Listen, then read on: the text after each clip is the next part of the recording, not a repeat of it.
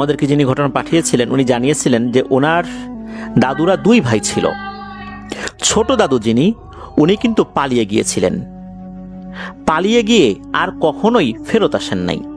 অনেক চেষ্টা করেছেন তাকে খোঁজার জন্য, কিন্তু বড় দাদু কোনোভাবেই তাকে খুঁজে পান নাই। আজকের ঘটনায় এই রহস্যময় প্রশ্নের উত্তর ইনশাল্লাহ আমরা পাব। তো চলুন শুরু করি। তো দাদুর কাছ থেকে তো ছোট ভাই ইন্ডিয়াতে পালিয়ে যায়, আর ওখানে আসামের কোনো এক অঞ্চলে এক গুরুর কাছ থেকে কালো জাদু শিখেছিলেন। আমরা গত ঘটনায় আমেনা পরীর বিষয় সম্পর্কে জেনেছিলাম। আমেনা পরী কিন্তু এসে কিছু সুসংবাদ দিয়েছিল, বলেছিল 4টা ভালো সংবাদ রয়েছে। তার মধ্যে একটা হচ্ছে ছেলে সন্তান হওয়ার সুসংবাদ, যেটা সাথে সাথে দিয়ে দিয়েছিলেন। দ্বিতীয় সুসংবাদটি ছিল হচ্ছে এই আমেনা পরীর বিয়ের সুসংবাদ। আর তৃতীয় সুসংবাদ, যেটা আসলে ভালো হলেও দাদুর জন্য ছিল অনেক বেদনাদায়ক এবং কষ্টের। এই আমেনা পরী বা আমেনা ফুপুর বিয়ের আগ পর্যন্ত আসলে অনেক কিছুই উনি জানান নাই। এই যে ছোট ভাই কোথায় আছে সেটাও আসলে জানানো হয় নাই। দাদু যখন তার জিন ছাত্রদেরকে জিজ্ঞেস করতেন, তারাও জানাতো যে তার ছোট ভাই তার আশেপাশে এমন এক ভয়ঙ্কর মায়াজাল বানিয়ে রেখেছে, যার জন্য ভালো জিনেরা তার কোনো সন্ধান দিতে পারে না, তার কাছেও যেতে পারে না। আর সে যে কোথায় আছে, কি করছে, এই বিষয়ে কোনো সন্ধান নেওয়া যায় না। দাদু নাকি তখন অনেক অবাক হতেন যে তার জিন ছাত্ররা এমন এমন সমস্ত খবর নিয়ে আসে যা অনেক শক্তিশালী জিনেদের পক্ষেও সম্ভব না, কিন্তু তার ছোট ভাই এমন কি এক মায়াজাল বানিয়ে রেখেছে যে তার খবর নেওয়া সম্ভব হচ্ছে না। দাদু আন্দাজ করতে পারেন যে তার প্রাণের থেকেও প্রিয় ছোট ভাই এমন কিছু খারাপ কাজের সাথে জড়িয়ে গেছেন যা সত্যি খুব ভয়ঙ্কর। দাদু পরবর্তীতে আর বেশি খোঁজ খবর নেওয়ার চেষ্টা করেন নাই। দাদু এই আমেনা পরীর বাবা, যিনি জিন সর্দার, তো তার অনুরোধে উনি যে মসজিদে চাকরি করতেন সেটা ছেড়ে দিয়ে নিজ এলাকায় ফেরত চলে আসেন। এসে উনি ওনার যে পুরাতন পেশা চাষাবাদে মনোযোগ দেন। তবে মাঝে মাঝে উনি বাড়ি থেকে উধাও হয়ে যেতেন আগের মতোই, 5 দিন 7 দিন পর আবার ফেরত আসতেন। তিনি মূলত তার জিন ছাত্রদের দেয়া তথ্যের ভিত্তিতে বিভিন্ন জায়গায় চিকিৎসা করতে যেতেন, আর এই চিকিৎসার বিনিময়ে কারো বাসায় 1 গ্লাস পানিও পান করতেন, যেটা আমরা আগের ঘটনাতেই বলেছি। তো দাদুর পরিবার তো এই বিষয়ে অভ্যস্ত ছিল, তারা জানতেন যে উনি এভাবে হারিয়ে যান। আর আমরা আগের ঘটনাতেও বলেছি যে অনেক সময় আমরা দেখি যে কোনো একটা বাড়ির লোকজন খুব সমস্যাগ্রস্ত, কালো জাদুতে আক্রান্ত, কোনো সমস্যার সমাধানই হচ্ছে না, হঠাৎ করে কোনো আগন্তুক আসে, কোনো ফকির আসে বা দরবেশ গোছের লোক আসে, উনি এসে ট্রিটমেন্ট করে দিয়ে চলে যান, এরপর তার আর কোনো খোঁজ খবর পাওয়া যায় না। তো এই যে দাদুও কিন্তু এমনই একজন ছিলেন। উনি ওনার জিন ছাত্রদের কাছ থেকে তথ্য পেয়ে সেখানে চলে যেতেন, ওইভাবে আগন্তুক হয়ে যেতেন, সেখানে গিয়ে রুকিয়া করে আবার চলে আসতেন। আমরা এরকম ঘটনা তো পাই যে এরকম হয়েছে, কেউ একজন আগন্তুক এসেছে। তো দাদু কিন্তু এই কাজগুলো করতেন। এই ঘটনা থেকে কিন্তু আমরা শিখেছিলাম যে আসলে কিভাবে এই লোকজনগুলো আসে, তারা কিভাবে সন্ধান পান। তো যাই হোক, দাদুদের মাঝে মাঝে এভাবে হারিয়ে যেতেন, এটা তো তার পরিবারের লোকজন জানতেন, তারাও এটাতে অভ্যস্ত ছিলেন। তো উনি যেই রোগীর বাসায় যান, সেই রোগীগুলো মেইনলি ছিল কালো জাদু দ্বারা আক্রান্ত। দাদু চিকিৎসা শেষ করে একদিন বাসায় ফিরছিলেন, এমন সময় একটা ফাঁকা মাঠ দিয়ে উনি যখন হেঁটে আসছিলেন, সময়টা বর্ষাকাল, হালকা টিপ টিপ বৃষ্টি পড়ছিল। ফাঁকা মেঠো পথ ধরে উনি হাঁটছেন, এমন সময় দাদু পেছন থেকে একটা ডাক শুনতে পান। দাদুকে এলাকার সবাই হাফেজ সাহেব বলে ডাকতেন, যদিও দাদুর আসল নাম আমরা জেনেছি, সঙ্গত কারণে নামটি বলতে পারছি না, তো আমরাও হাফেজ সাহেবই বলছি। পেছন থেকে কর্কশ গলায় ডাক আসে, হাফেজ সাহেব, ও হাফেজ সাহেব। গলাটা কর্কশ হলেও এই ডাকের মধ্যে ভয়ঙ্কর কোনো কিছু আসলে মনে হচ্ছিল না ওনার কাছে। দাদু পেছন দিকে তাকালেন না, না তাকিয়েই একটা সালাম দেন, কিন্তু পেছন থেকে সালামের কোনো উত্তর আসে না। দাদু তখন চিন্তা করলেন, এ যদি মুসলিম জিন হতো তাহলে তো সালামের উত্তর দিত। সালামের উত্তর দিল না। আবার কথাবার্তা শুনে মনেও হচ্ছে না এ ক্ষতিকর কিছু। বিষয়টা উনি চিন্তা করে ভাবলেন যে হয়তোবা এরা কোনো মায়াজাল সৃষ্টি করতে পারে। এই চিন্তা করে উনি কোরআন থেকে তেলাওয়াত নিজের মনেই করতে থাকেন আর সামনের দিকে আগাচ্ছেন। ততক্ষণ আবার বৃষ্টি অনেকটাই বেড়ে যায়। দাদু ওই সময়ে কাছাকাছি থাকা একটা বড় গাছের নিচে আশ্রয় নেন। ওই সময় দাদু আবার সেই কণ্ঠটা শুনতে পান, হাফেজ সাহেব, ও হাফেজ সাহেব। এবার 3বার ডাক দেয়। দাদু এবার বুঝতে পারলেন এই ডাকটা ওই গাছের উপর থেকে আসছে।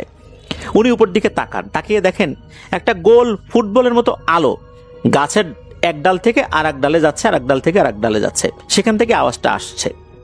দাদু আবার সালাম দেন, এবার অবশ্য সালামের উত্তর পান। দাদু তখন জিজ্ঞেস করেন যে আপনি কে? তখন ওই জিনটা বলে যে হাফেজ সাহেব, আমি হিন্দু সম্প্রদায়ের একটা জিন। আমি বুঝতে পেরেছি আমি প্রথমে আপনার সালামের উত্তরটা নেই নাই, যার কারণে আপনি অন্যরকম কিছু চিন্তা করেছেন। আমি আসলে আপনার সাথে একটা গুরুত্বপূর্ণ বিষয় নিয়ে আলোচনা করতে এসেছি। আপনি আপনার ছোট ভাইকে খুঁজছেন তো? আপনি আপনার ছোট ভাইকে পাবেন। আপনি রাজশাহীতে যান, সেখানে আপনার ভাইয়ের একটা খোঁজ পাবেন। দাদু এ কথা শুনে তো অনেক খুশি হন। তখন ওই সময় দাদুর কয়েকজন জিন ছাত্রও উপস্থিত হয়ে যায়। কারণ হচ্ছে ওই জিন ছাত্রগুলো বুঝতে পেরেছিল যে দাদুর কাছে অন্য সম্প্রদায়ের একটা জিন এসেছে, সে কোনো ক্ষয়ক্ষতি করে কিনা। তো ওই জিন ছাত্রগুলো এসে ওই জিনটার সাথে কিছু একটা কথা বলে। তো কথা বলে দেখা যাচ্ছে যে ওই জিন ছাত্ররা এমন কোনো কিছু দাদুকে বলেন না যেটা আসলে দাদুর জন্য ক্ষতিকর কিছু, এমন কোনো তথ্য দেন না। বরং ওই জিন ছাত্ররা বলে যে হুজুর, আপনি সকাল হলেই রাজশাহীর দিকে রওনা দিতে পারেন। এতটুকু বলে তারা চলে যায়। আর ওই যে আলোটা, ওই আলোটাও চলে যায় আর একদিকে।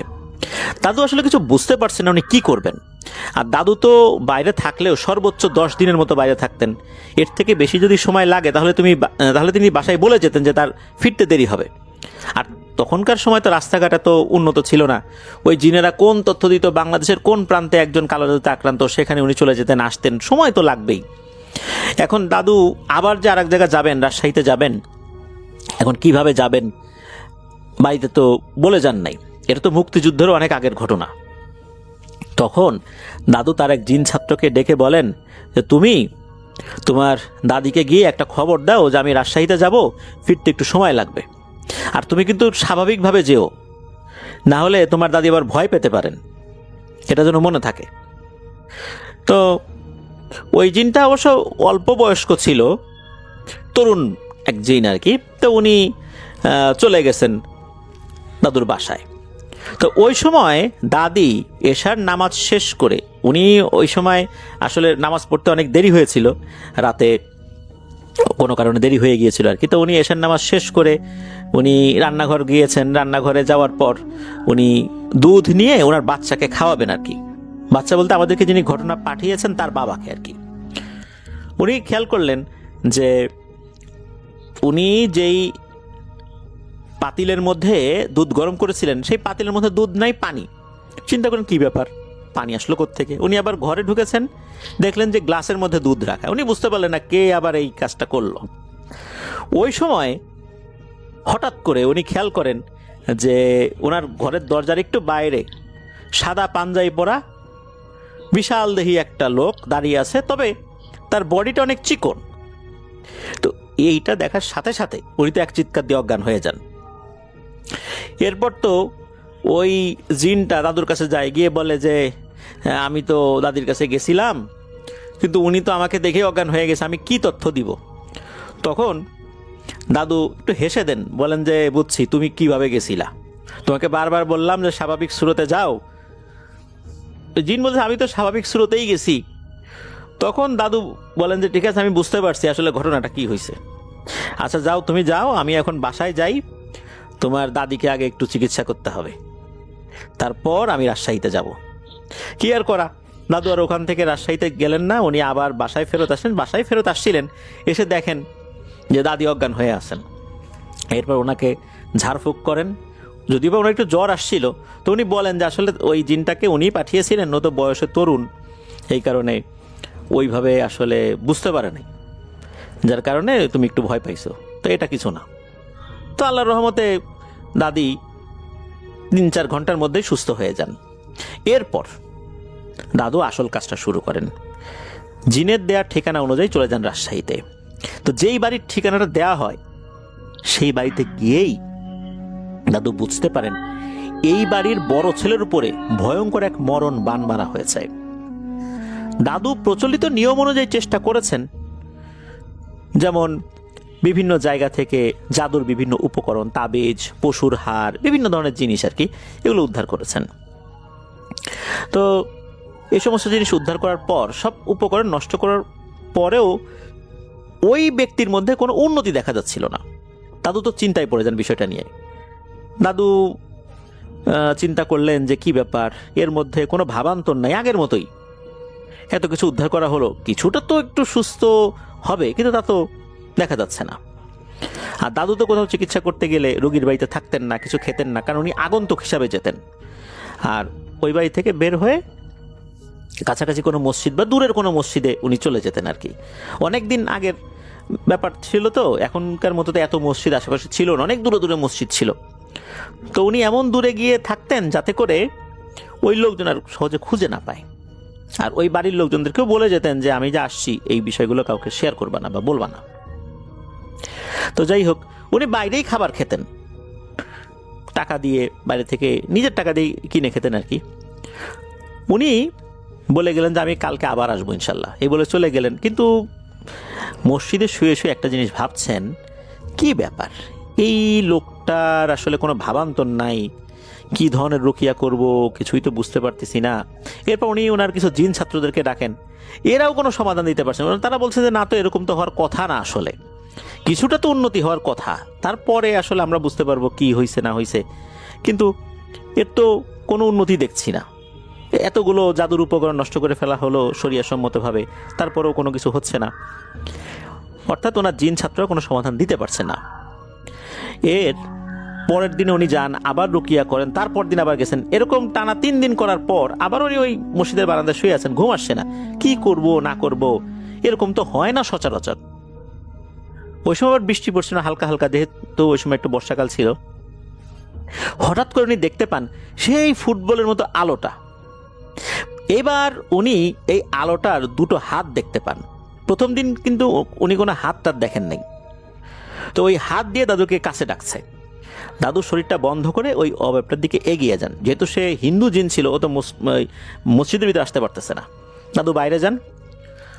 দাদু যত আগাচ্ছেন ওই অবয়বটার দিকে, ওই অবয়বটা ততটাই স্পষ্ট হতে থাকে দাদুর কাছে আর কি। দাদু দেখতে পান ওই অবয়বটার হাত পা সবই ঠিক আছে মানুষের মতো।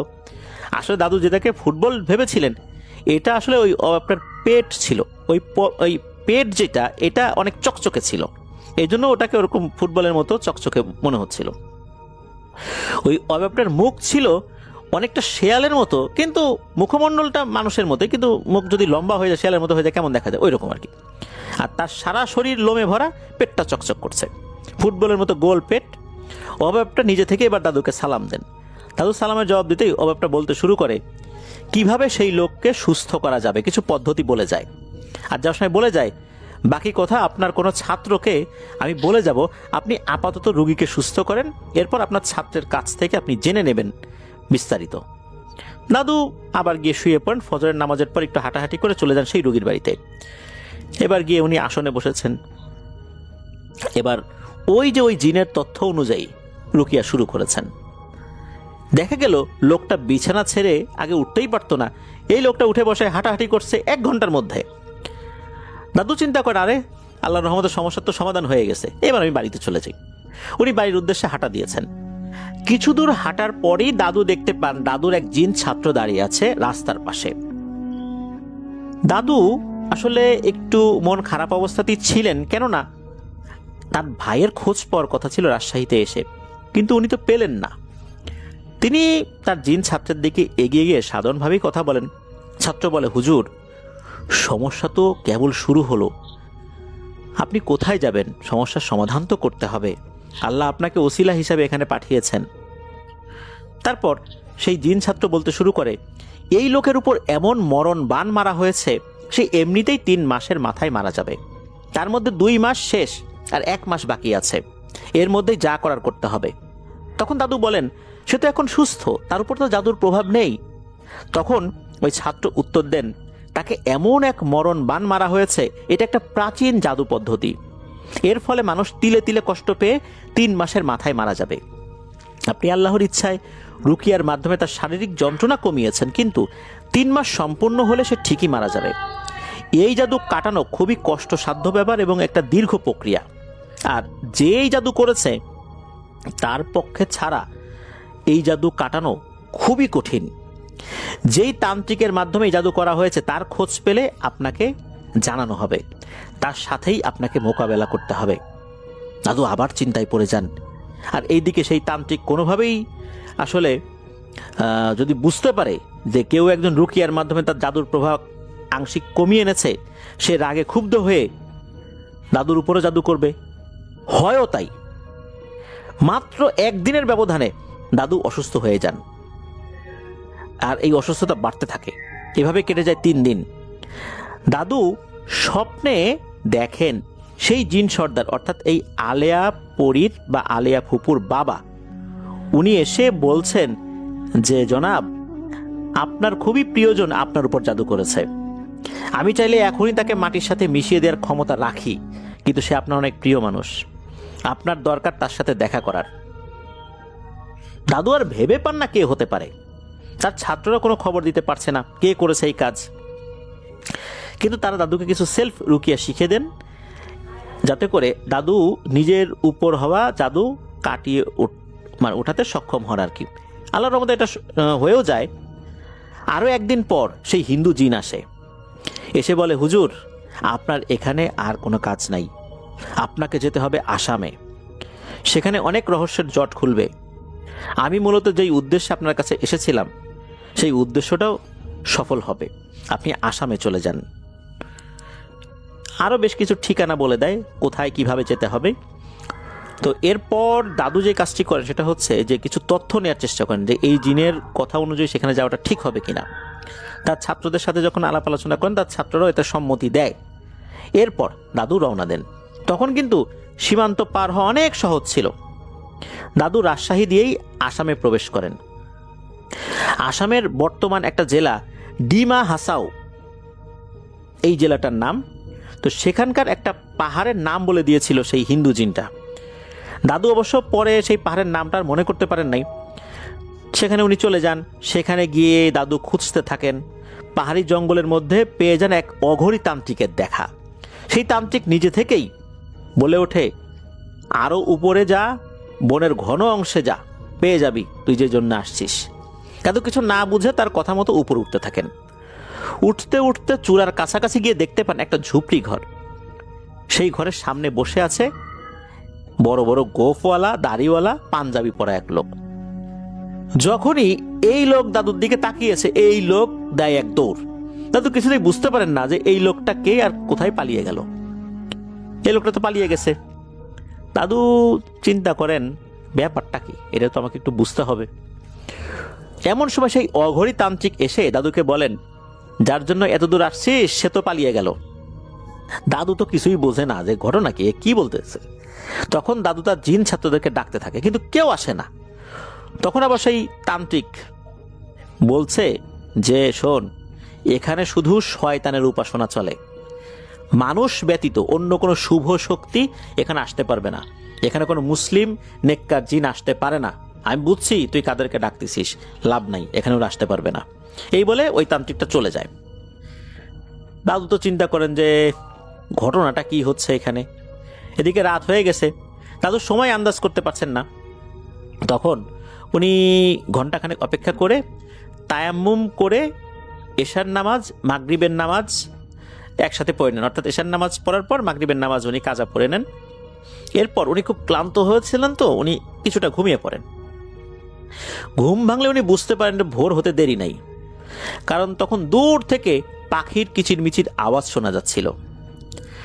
এরপর আবার তিনি ফজরের সালাত আদায় করার জন্য তায়াম্মুম করে নেন, ফজরের সালাত আদায় করেন। এরপর হাঁটতে হাঁটতে নিচের দিকে যান। এমন সময় তিনি খেয়াল করেন পেছনে কেউ তাকে অনুসরণ করছে। দাদু পেছন দিকে তাকে কিছুই দেখতে পান না। এভাবে তিনি 7-8 বার পেছন দিকে তাকিয়ে আসলে কাউকেই দেখতে পান না। তবে একবার, একদম লাস্টের বার, 9 বারের বার উনি পেছন দিকে তাকিয়ে দেখেন যে এটা সেই লোক যে তাকে অনুসরণ করছে, যেই লোকটা কালকে দাদুকে দেখেই পালিয়ে গিয়েছিল। দাদু এবার হাঁটার গতি একেবারে কমিয়ে দেন, ধীরে ধীরে হাঁটতে হাঁটতে উল্টো পাশে ঘুরে একটা দৌড় দেন, দৌড় দিয়ে ওই লোকটাকে ধরে ফেলেন। এরপর উনি বুঝতে পারেন যে এটা আর কেউ না, তার প্রিয় নিজের ছোট ভাই, যাকে উনি অনেক খুঁজেছেন। বাবা মা মারা যাওয়ার পর যাকে তিনি কোলে পিঠে করে মানুষ করেছেন, এত বছর পর তাকে দেখে দাদু হাউমাউ করে কান্নাকাটি করে দেন। দাদুর ভাই আগেই বুঝেছিল যে এটা দাদু, অর্থাৎ তার বড় ভাই। এজন্যই মূলত উনি ওখান থেকে পালিয়ে গিয়েছিলেন। দাদুকে উনি সব কথা খুলে বলেন যে তিনি এই জাদু শেখার জন্য পালিয়ে গিয়েছিলেন, জাদুটোনা শিখেছেন। আর যখন উনি বুঝতে পেরেছেন যে তার করা জাদুগ্রস্ত ব্যক্তি কিছুটা সুস্থ হয়ে গিয়েছে, জাদু কাটিয়ে উঠিয়েছে, তখন উনি বুঝেছেন যে এটা কোনো সাধারণ ব্যক্তি না। উনি খোঁজ নিয়ে দেখেন তার জিনেদের মাধ্যমে যে এটা তার বড় ভাই। আর আরেকটা বিষয়, এটা উনি তখনই খোঁজ নিয়েছিলেন যখন ওনার ছোট ভাই জাদু করেছিলেন যে কে এই জাদুটা আমার রোগীর উপর থেকে কাটিয়ে দিল। তখন যে কাটিয়ে দিয়েছে তার উপর উনি আবার জাদু করেছেন, তার উপর করা জাদু আবার যখন সে নিজেই কাটিয়ে দিয়েছে রুকিয়ার মাধ্যমে, তখন উনি বুঝতে পারছেন যে এটা তো কোনো সাধারণ লোক না।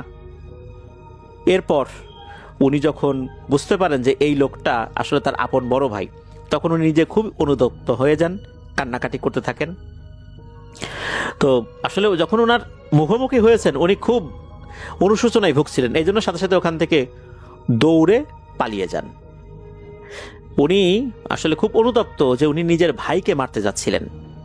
তখন দাদু ছোট ভাইকে জিজ্ঞেস করেন যে রাজশাহীর ওই লোকটার বিষয় নিয়ে। তখন ছোট দাদু স্বীকার করেন এই কাজ তারই। দাদু তার ছোট ভাইকে এত বছর পর খুঁজে পেয়ে যতটুকু খুশি হয়েছিলেন তার থেকে বেশি রাগ হয়েছিল যে এরকম একটা কাজ আমার ভাই করতে পারলো। তবে দাদু ছোট ভাই জানিয়েছিলেন যে উনি যে জাদুটা করেছেন এটা আসামের অনেক প্রাচীন এক জাদু। দাদু ছোট দাদুকে বলেন যে এই জাদুটা নষ্ট করে দাও।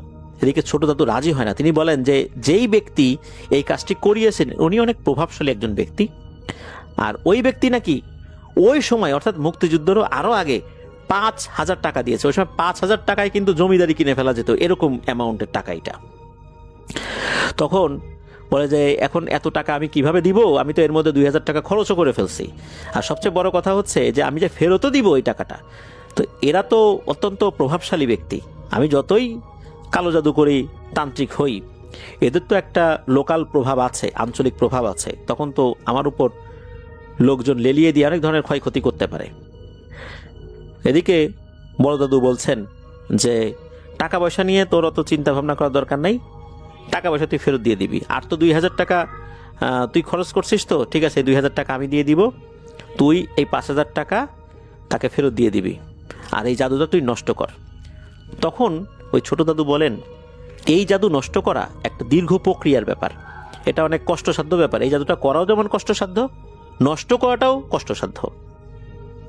এদিকে বড় দাদু বলছেন যে আমি কিছু জানি না, এটা করতেই হবে। অবশেষে ছোট দাদু রাজি হন, উনি দীর্ঘ প্রক্রিয়ার পর এই জাদুটাকে কাটিয়ে ফেলতে সক্ষম হন। আসলে কোন পদ্ধতিতে এই জাদুটা কেটেছিলেন এই বিষয়ে বড় দাদু আর কিছু বলেন নাই। এরপর ছোট দাদুকে অনেক বুঝিয়ে শুনিয়ে এই পথ থেকে ফিরিয়ে আনেন, আবার বাড়িতে নিয়ে আসেন।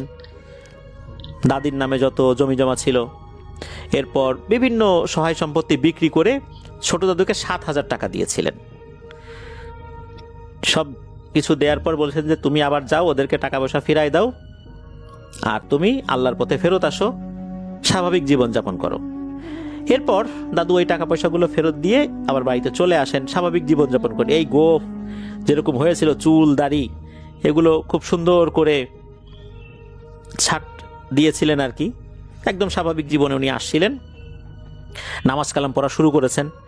এদিকে বড় দাদু অনেক খুশি যে এই পথ থেকে একটা মানুষকে আল্লাহর ইচ্ছায় উনি ফেরত আনতে পেরেছেন।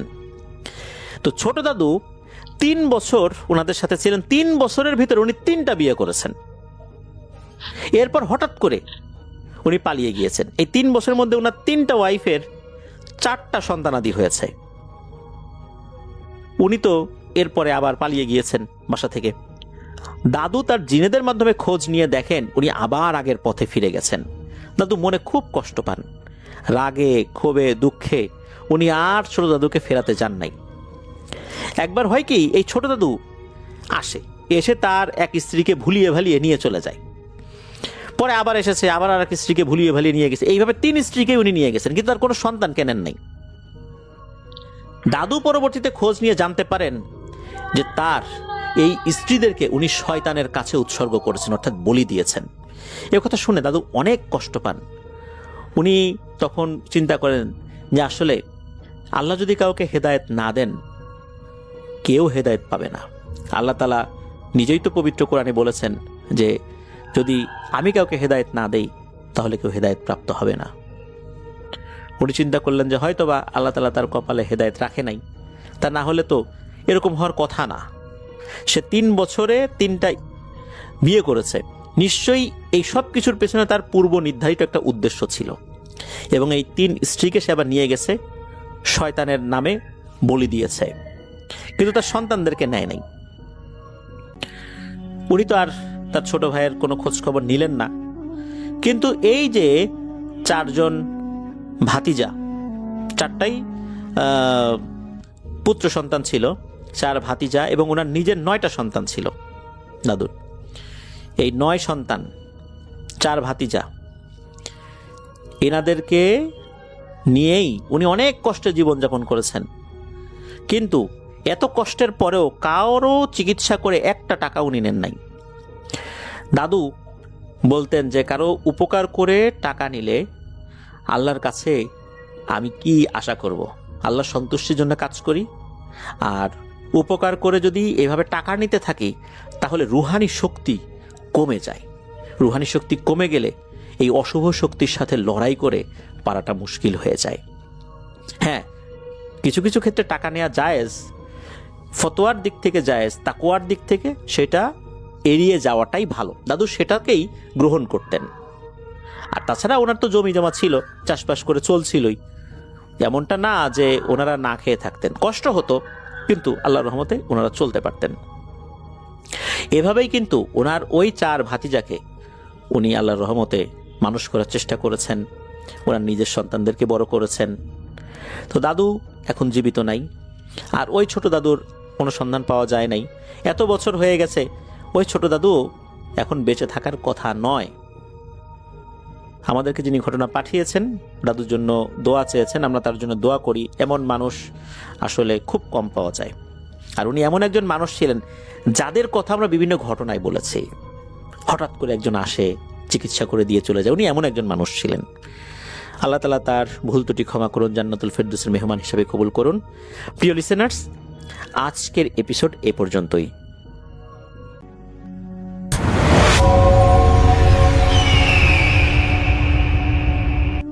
শ্রোতা বন্ধুরা, আমি সামির আনসারি আজকে আপনাদের মাঝে হাজির হয়েছি একজন ডোমের ঘটনা নিয়ে। ডোমের কাজ কি এটা আপনারা সবাই জানেন। তারা লাশ কাটা ঘরে কাজ করে থাকে, লাশের কাটাছেঁড়া করে আর কি। তো আজকে যিনি ঘটনা শেয়ার করেছেন তিনি পারিবারিক কারণে তার নাম নিচ্ছেন না, তবে তার ছদ্মনাম দিচ্ছে মাসুদ ভাই।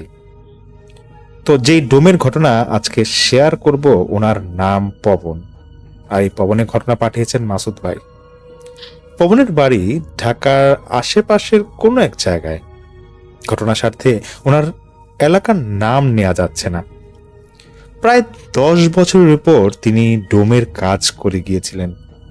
আজ এই ঘটনায় তিনি শেয়ার করেছেন কিভাবে এই ধরনের কাজে যোগ দিয়েছিলেন আর কেনই বা ছেড়ে দিয়েছিলেন।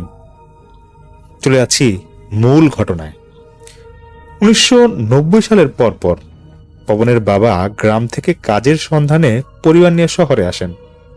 যেই শহরের কথা বলা হয়েছে সেটা ছিল মফস্বল একটা এরিয়া। তখন তিনি সেখানে একটা মেডিকেলের ক্যান্টিনে কাজ করতেন। এটা একটা সরকারি মেডিকেল সম্ভবত ছিল।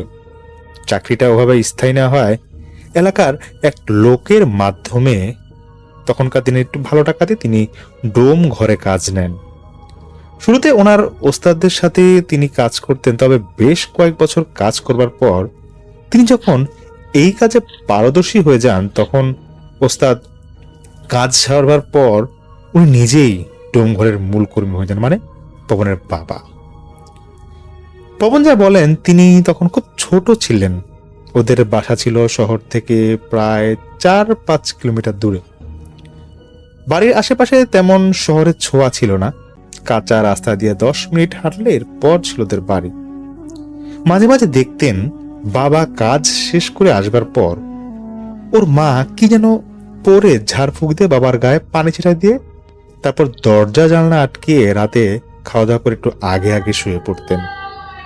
আবার এমন হতো রাতে ঘরের দরজা কেউ ধাক্কা দিলে পবনের বাবা মা জোরে দোয়াদরুদ পড়লে দেখা যেত ধাক্কা দেওয়াটা কমে গিয়েছে। তখন পবনের মোটামুটি ভালোই বুঝজ্ঞান ছিল। ওর বয়স হবে তখন আনুমানিক 14 কি 15। এক রাতে ওর বাবা ঘরে এসে লাইট নিভায়ে মোমবাতি জ্বালায় ঘরের 4 কোণায় কি যেন প্যারেক দিয়ে মারতে থাকে। তো উনি শুধু পবনের মাকে বলতেছিল যে মোমবাতি যেন না নিবে, এটা খেয়াল রেখো, খেয়াল রেখো, একটা না এই আলোতেই 4 দিকে প্যারেক গাঁথতে হবে। অনেকক্ষণ পর কাজ শেষ হলে সে মোম ঘরের যে মেঝে ছিল মেঝের মাঝখানে জ্বালিয়ে ওনারা সবাই শুয়ে পড়ে। তো এরপর পবন বলে যে ওর বাবা মা ঘুমায় গেলেও ওর কেন জানি ঘুম আসতেছিল না, কারণ ওর মাঝে একটা কিন্তু কাজ করতেছিল। কেন ঘরের চারপাশে এমন করলো বাবা, পেরক মারলো? পবন দেখে মোমবাতিটা প্রায় যখন নিভু নিভু ভাব, তখন মনে হলো টিনের চাল বা জানালা হবে, সেখানে কেউ হালকা হালকা ধাক্কা দিচ্ছে। আর বাতি নিভার সাথে সাথে, মানে মোবাইলের আলোটা নিভার সাথে সাথেই ছোট ইট দিয়ে ঢিলাঢিলি করলে যেমন শব্দ হয়, এমন অনবরত শব্দ এবং আওয়াজ আসছিল চারপাশ থেকে। এরপর ওর বাবা মা ভয়ে ঘুম থেকে উঠে ঘরের বাতি জ্বালিয়ে আয়তুল কুরসি পড়লে আস্তে আস্তে সব ঠিক হয়। তখন মনে করে হয়তো বাড়ির আশেপাশে কেউ দুষ্টামি করে এই কাজ করতেছে, প্যারানর্মাল কিছু ঘটতে পারে, এটা নিয়ে তার কোনো ধারণাই ছিল না। পরের দিন দুপুরে সে দেখে বাড়িতে একটা লোক আসে। লোকটার পরনে ছিল এক কালারের লাল রঙের পোশাক পরা, হাতে তবজির মতো কিছু একটা পেঁচানো আর কাঁধে কাপড়ের ব্যাগ। তিনি এসে বাসার চারপাশে ধূপ জ্বালায় কিছু একটা পড়তেছিলেন। এরপর উঠানে পবনকে দেখে ঘরের ভিতরে পাঠায় দেওয়ার ইশারা করলে তাকে ভিতরের ঘরে পাঠায় দেওয়া হয়, মানে পবনকে ভিতরের ঘরে পাঠায় দেওয়া হয়। তখন উঠানে ছিল পবনের মা এবং বাবা। পবন ভেতর থেকে দরজার ফুটা দিয়ে দেখে লোকটা ব্যাগ থেকে বোতলের মতো কিছু একটা বের করে সাথে সাথে পবনের বাবা গরুর মাথার হাড়ের মতো কিছু একটা সেই লোকটার হাতে দিচ্ছে। এরপর বেশ কয়েকবার হাড়ের মধ্যে ঝাড় ফুঁক দিয়ে লোকটা বোতল থেকে পানি জাতীয় কিছু একটা বের করে হাড়গুলোতে লাগিয়ে ডলছিল। এরপর তিনি উঠানের পাশে সেই গরুর মাথার হাড়ের অংশগুলো দড়ি দিয়ে বেঁধে দিয়েন। তো ওর মাঝে, মানে পবনের মাঝে অনেক কৌতূহল ছিল যে এটা কেন করছে। আর এই হাড়টা দেখলে যখন পরবর্তীতে সে দেখে ওর বেশ ভয় লাগতো। আশেপাশে যখন আসা যাওয়া করতো ও কিনারে ঘেঁচতে চাইতো না, ও যেন কেমন লাগতো। তো সেই পবন একদিন সাহস করে সে কাছে গিয়ে দেখে যে পাতলা কাগজ দিয়ে একেবারে গুড়ি গুড়ি করে আরবি হরফ সহ কিছু কিছু অন্য ভাষায় যেন কি লেখা।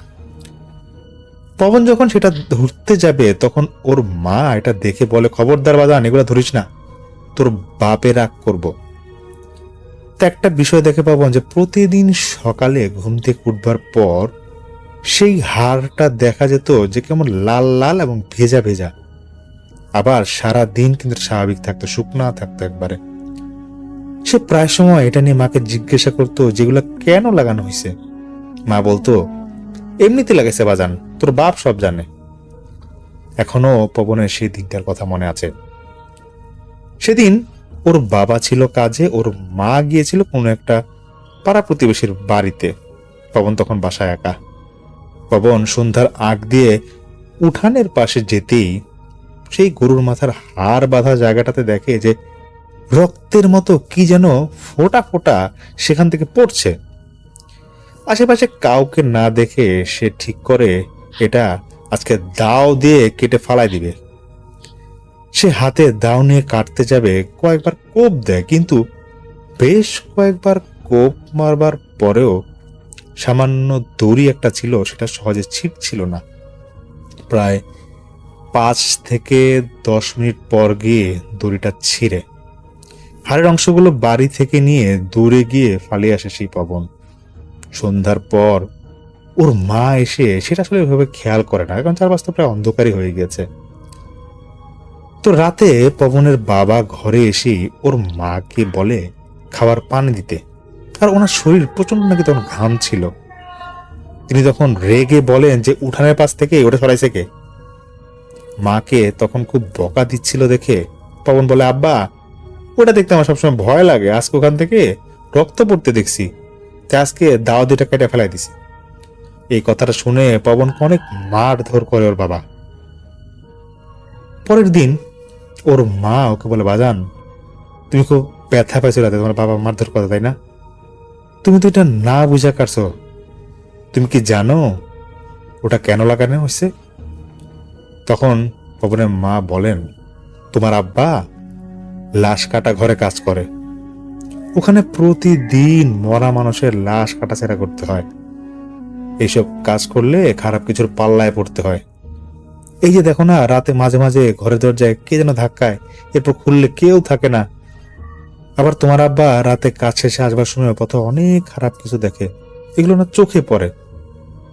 তাই কবিরাজ এনে ওই হাড়গুলা উঠানে লাগাইছিল যেন ক্ষতি না হয়। মনে নাই সেদিন যে লোকটা আসলো, সেটাই ছিল কবিরাজ। তুমি দেখছো ও তো বেশ কয়েকদিন আর কোনো সমস্যা হয় নাই। গতকাল বাসায় আসবার সময় তোমার আব্বা আমাদের বাড়ির উত্তর দিকের রাস্তা দিয়ে দেখে যে বাঁশঝাড়ের সামনে কাপড়ের কাপড় পরা কে যেন শুয়ে আছে।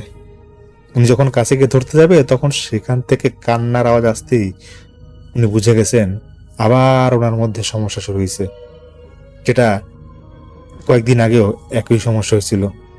এরপর তোমার বাবা যখন বাসায় আসে, উঠান দিকে খেয়াল করে দেখো এটা নাই, এই জন্য তো অনেক চেতা গেছিল। পবন তার মাকে তখন জিজ্ঞেস করে, মা ওরা আব্বাকে ভয় দেখায় কেন? ওর মা বলে, এগুলা খারাপ পিচাস, কবিরাজ ছাড়া তাড়ানো খুব সমস্যা। কবিরাজ বলছে তোমার বাবা কোন একটা লাশের কাজ করতে গিয়ে সেই পিচাসের নজরে পড়ে গেছে। ওই পিচাস সেই পিচাসটা মরা মানুষের রূপ নিয়ে সামনে দেখা দেয়। আচ্ছা তুমি না বুঝে যা করছো, কি আর করা, তোমার আব্বা আবার কবিরাজ আনবে, তুমি ভয় পেও না।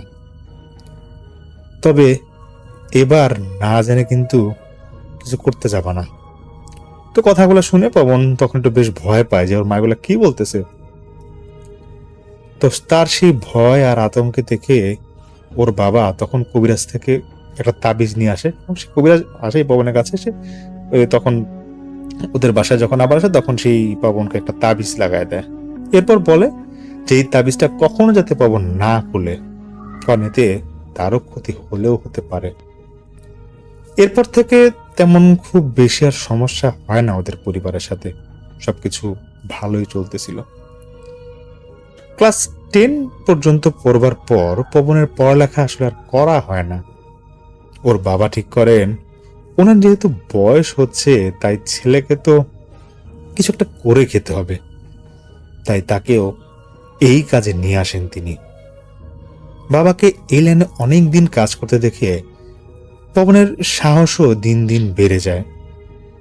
নিজের চোখের সামনে লাশের বুক ফাড়া, বডির বিভিন্ন অংশ আলাদা করা, এগুলো শুরুতে দেখতে কষ্ট হলেও অল্প কিছুদিনের মধ্যে ভালোই রপ্ত করে ফেছিল সে। প্রায় বছর খানিক বাপ ছেলে মিলে ভালোই কাজ করে। তবে বয়স হয়ে যায় একটা সময় গিয়ে পবনের বাবা এই কাজ করাটা কমিয়ে দেন। তিনি তখন চোখে একটু কম দেখতে পারত, এর জন্য আসলে তখন তিনি আর এই কাজটা করতে চাইতেন না। তখন পবনে ছিল লাশ কাটা ঘরের মূল কর্তা।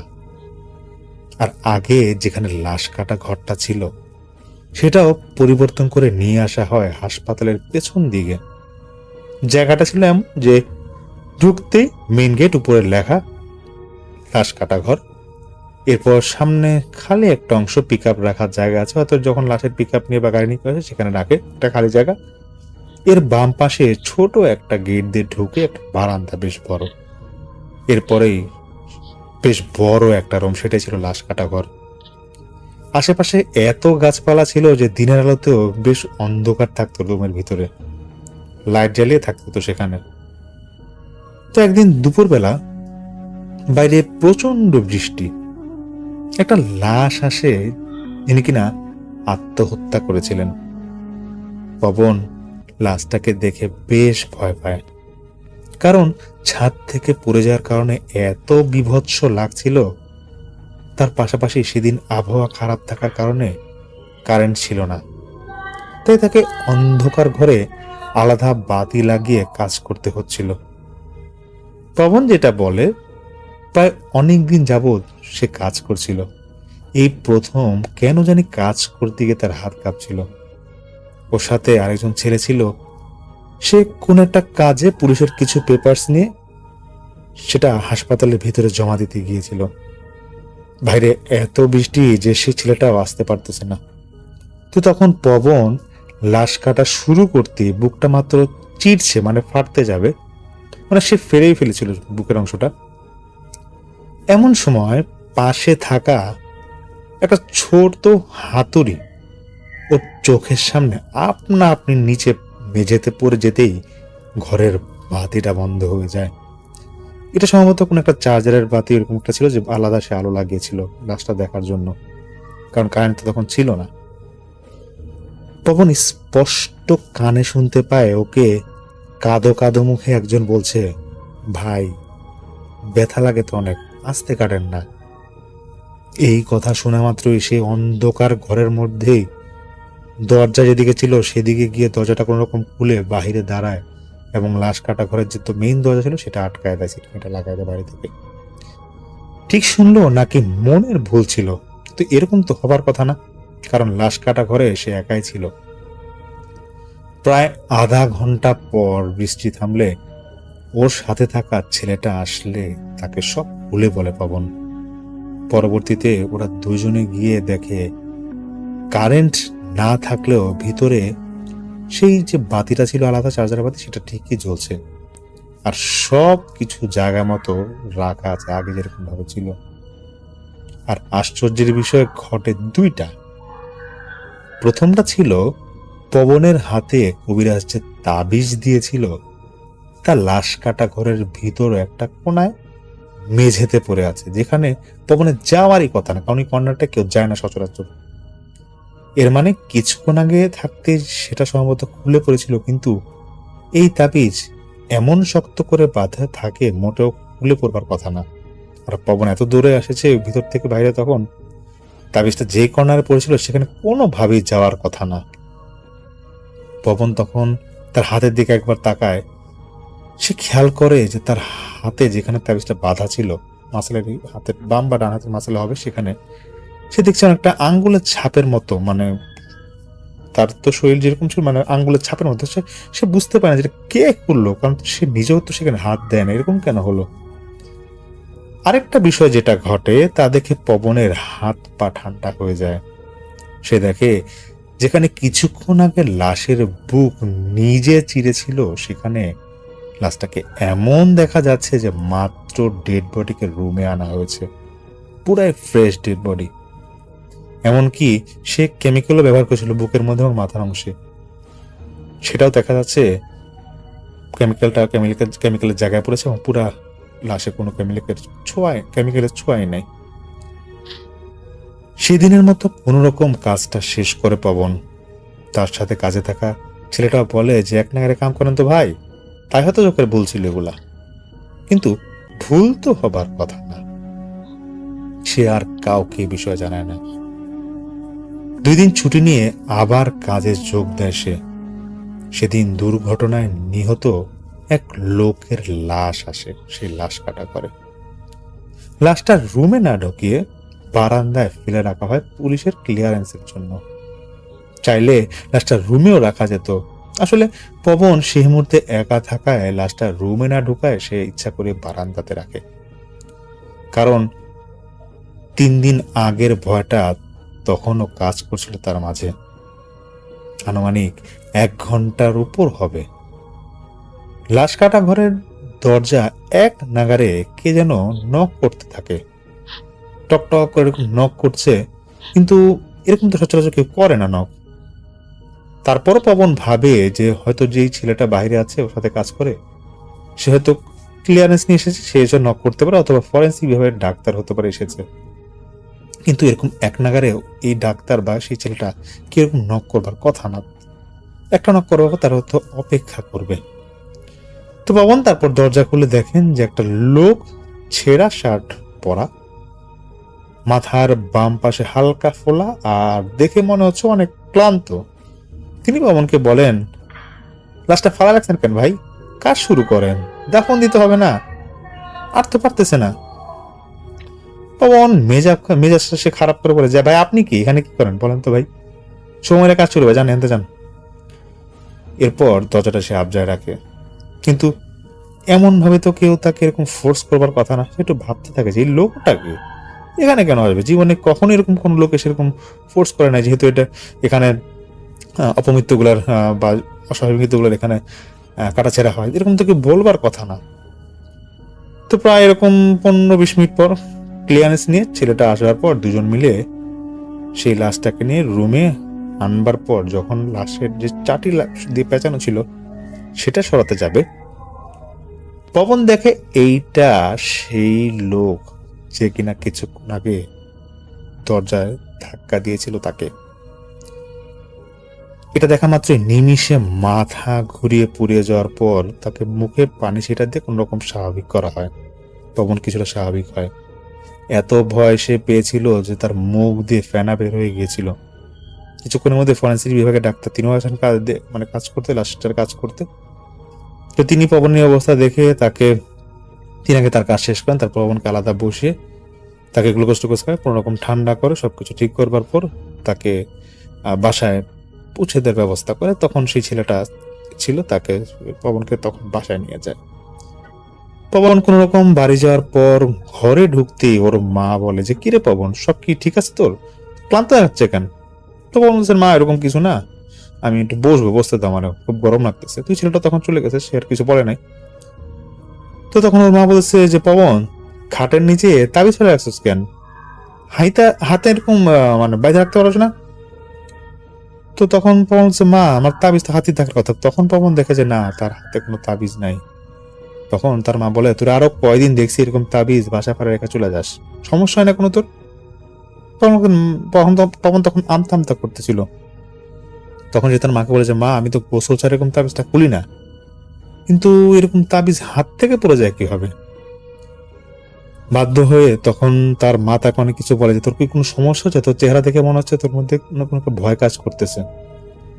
তখন সে তার বাবা মাকে সব কিছু খুলে বলে।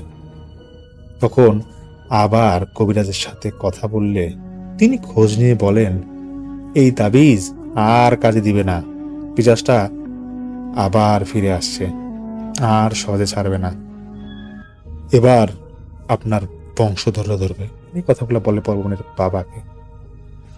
তখন সে কবিরাজ আবার বলে, ও এতদিন আসতে পারে না দেখে ওর মনে জিদ চাপছে। আচ্ছা যাই হোক, উপায় একটাই, পবন এই কাজ ছাড়লেই সমাধান হইলেও হইতে পারে, তবে গ্যারান্টি নাই। পবনের বাবা জানতে চেয়েছিল কবিরাজের কাছে কিভাবে ওনার থেকে পবনের কাছে পিচাসটা ভর করেছিল। তখন তিনি বলেন যে, আপনার ছেলের তাবিজ খুলে নিশ্চিত কোনো কাজ করতে গেছিল, বুঝেন না, লাশ কাটা নিয়ে আপনাদের কারবার, কত লাশের কাটাকাটি করেন, ঠিক আছে কোনটা ভালো কোনটা খারাপ, হয়তো সেখান থেকে কোনো এক মাধ্যমে আপনার ছেলেকে ফাঁদে ফেলায় ভয় দেখাইতেছে। এখন এমন একটা অবস্থা যা থেকে সরে না আসলে বাঁচবার কিন্তু রেহাই নাই। পবনের বাবা তখন বেশ টেনশনে পড়ে যায়। পরিবারে এখন তার ছেলে আছে একমাত্র ভরসা, যে কিনা জীবিকা নির্বাহ করে, তিনি কিছু করবার কথা না। পরবর্তীতে আর অল্প কিছুদিন কাজ করে সে আর সেই লাইনে কাজ করে না, মানে পবন আর সেই লাইনে কাজ করে না। তবে যেহেতু লাশ নিয়ে সে কাজ করেছিল, তাই এবার পবন কোন একটা মাধ্যমে কাজ পায় যে এলাকায় সে থাকে, সেই মফস্বল এলাকায়, সেখানকার রেলে রেল লাইনে কাটা পড়া লাশের পাহারা দেওয়া বা আনা নেওয়ার কাজ সহ টুকটাক ছোটখাটো সেখানে কাজ সে করত, ঝাড়ু টাড়ু দেওয়া এরকম টুকটাক কাজ সে করত। তো মাসখানিক কাজ করবার পর এক রাতে চট্টগ্রামের একটা ট্রেন সেই এলাকায় ক্রসিং এ ঢুকতেই অজ্ঞাতনামা এক লোক লাইনে কাটা পড়ে। আর এটা ঘটে পবনের চোখের সামনে। তবে এটাও একটা কাকতালীয় ছিল। স্টেশনে ক্রসিং এর জন্য ট্রেনটা ঢুকতে লোকটা প্ল্যাটফর্মে উঠতে যাবে এবং সে পড়ে যায়, কিন্তু পবন স্পষ্ট দেখে লোকটা যখন পড়ে যাবে, পবন কেন মনে হচ্ছিল লোকটা কেউ ধাক্কা দিয়েছে, কিন্তু সেই লোকের আশেপাশে তখন কেউ ছিল না। সাথে সাথেই সে লোকটা পড়ে যায় এবং স্পট ডেথ। দায়িত্ব পড়ে পবনের উপর। লাশের যে সাদা ব্যাগ আছে, সেটা তো রেল লাইনে আপনারা যারা জানেন বা দেখেছেন, রেলে যদি কেউ কাটা পড়ে একটা সাদা ব্যাগে কিন্তু এটা প্যাকেট দিয়ে পেঁচায় ফেলা হয়। তো এরকমই লাশের সাদা ব্যাগে প্যাকেট করা শেষ। মাঝরাত হলেই মেল ট্রেনে লাশটা ঢাকার উদ্দেশ্যে তুলে দিতে হবে, সাথে থাকবে টহল পুলিশ। তো স্টেশনে প্ল্যাটফর্মের শেষ দিকে একটা ছোটভাবে লেখা যে এখানে হয়তো রেলের কাটা পড়ে যাবে, তাদের লাশ টাশ রাখা সেরকম জায়গা একটা স্পেস আছে, খালি জায়গা। তো প্ল্যাটফর্মের একবার শেষ দিকে, ওখানে কোনো ছাউনি নেই এবং ওখানে কোনো লোকজন আসলে থাকে না। তো রাত 2টার পর ট্রেন আসলে পুলিশ আসবে। তো পুলিশ মানে আশেপাশে ছিল সেই টহল পুলিশ। তো পবন লাশের কাছেই বসে একা একা পাহারা দিচ্ছিল। তখন মাত্র শীতকাল শুরু, আশেপাশে কেউ নাই। 1-2টা লোক দেখা গেল, তারা ছিল বিশ্রামাগারে ট্রেনের জন্য অপেক্ষা করতেছিল। তো পবন দেখে একটা কুকুর লাশের ব্যাগের কাছে বেশ কয়েকবার চিৎকার করছে। পবনের সাথে থাকা লাঠি দিয়ে যখন সে কুকুরটাকে সরাতে যাবে, দৌড়ানি দিয়ে যাবে, তখন পবন দেখতে পায় যে লাশের ব্যাগের চেইন খোলা। আজব ব্যাপার, লাশের ব্যাগ তো চেইন লাগানো ছিল একটানা ঘন্টার পর ঘন্টা। এখানে সে সামনে চেয়ারে বসা, তাহলে চেইন খুললো কে? সে কোন রকম চেইনটা আবার নিজের মতো সে লাগিয়ে দেয় এবং সে তার জায়গা মতো বসে। রাত 2টার কাছাকাছি পবন মনের অজান্তে খানিকটা সে ঘুমিয়ে পড়ে। ঠিক সেই মুহূর্তে কে যেন তাকে ধাক্কা দেয়। মানে পবন চেয়ারের মধ্যে যেখানে বসা ছিল সে ঝিমায় পড়ে আর কি, মোটামুটি ভালোই তার ঘুম ছিল। কেউ তাকে ধাক্কা দেয়। চোখ খুলে দেখে সে পবন যে আশেপাশে কেউ নাই। সে একটু দাঁড়ায় এবং দেখে না এখানে কেউ নাই। তবে পবন নিজেকে দেখে সে খেয়াল করে যে চেয়ারটা লাশের ঠিক সামনে এবং এখনো আবার চেইন খোলা। পবন তো মোটেই ওই জায়গায় ছিল না, কম করে হলো সে 10-15 হাত পিছনে ছিল, আর চেয়ার ছিল তো সেখানে। এখানে সে আসলো কিভাবে, বা লাশটা এখানে নিয়ে আসলো কে? কিছুক্ষণের মাঝে মেল ট্রেন ঢুকবার পর সেই টহল পুলিশ যারা ছিল তারা লাশটা এসে নিয়ে চলে যায়। এরপর বাসায় চলে যায় পবন। শীতের পোশাক তার তখন পরা ছিল, সে তখন বাসায় গিয়ে শরীর থেকে যখন খুলে হাত মুখ ধুতে যাবে, তখন সে দেখে যে তার ডান এবং বাম হাতের কনুই থেকে কবজি পর্যন্ত, মানে কবজির আগ পর্যন্ত কাউকে জোরে থাপ্পড় দিলে যেমন আঙ্গুলের ছাপ পড়ে যায়, তেমন ছাপ পড়ে আছে। আর মনে হচ্ছিল তার খুব ব্যথা করছে সেখানে। দেরি না করে সকাল হতেই বাবাকে নিয়ে সে কবিরাজের কাছে গেলে তিনি পবনের বাবাকে একটা কথাই বলেছেন যে ভাই এগুলো বাদ দেন, আর কত, আপনাদের সাথে বিপদ ঘটতেই থাকতেছে, দেখতেছেন না? আর এই পিশাচ আপনাদের না মারা পর্যন্ত শান্তি দিবে না। আমি কিন্তু ভাই বলে দিছিলাম, এর পরেও আবার লাশ নিয়ে কাজ কান কেন রে ভাই, এগুলো ছাড়েন না, পোড়াটারে বাঁচান। সেদিনের পর থেকে পবন আর কখনোই সেই ধরনের কাজ করে না। শ্রোতা বন্ধুরা, এখন সেই পবন একটা প্রাইভেট কোম্পানিতে গাজীপুরে শ্রীপুরের আশেপাশে ভাবে একটা হেল্পার হিসাবে সে কাজ করে যাচ্ছে। আজকে আমাকে যিনি ঘটনা পাঠিয়েছেন তার ছদ্মনাম মাসুদ ভাই। তো পবন যে কোম্পানিতে গাজীপুরের সেখানে হেল্পার হিসেবে কাজ করে যাচ্ছেন, সেখানেই সেই মাসুদ ভাই তিনি সুপারভাইজার হিসেবে কাজে আছেন, দায়িত্বে আছেন। তার আন্ডারে আসলে পবন কাজ করে, ওনাদের কাজগুলো শিফটিং ডিউটিতে হয়। তো গাজীপুরের যেই শ্রীপুরে যেখানে পবন যেখানে থাকেন, ওখানেও বেশ কিছু ইনসিডেন্ট আছে এবং সেই ইনসিডেন্টের খাতিরে কিন্তু এই ঘটনাটা সেই পবন থেকে শুনতে পেয়েছিল সেই মাসুদ ভাই। এবং মাসুদ ভাইয়ের কাছে বলেছে এই শ্রীপুর এই এরিয়াটা নিয়ে আরও ঘটনা আছে এবং তিনি সামনের কোনো এপিসোডে শেয়ার করবেন।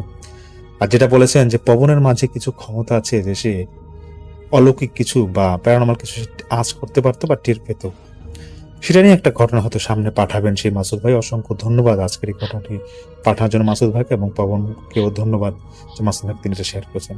ইনশাআল্লাহ তো বন্ধুরা, আমি সামির আনসারি প্রতিকতায় আবারও হাজির হব সামনের এপিসোডে আপনাদের মাঝে ঘটনা নিয়ে। সবাই ভালো থাকবেন, সুস্থ থাকবেন। আজ আসছি, আসসালামু আলাইকুম।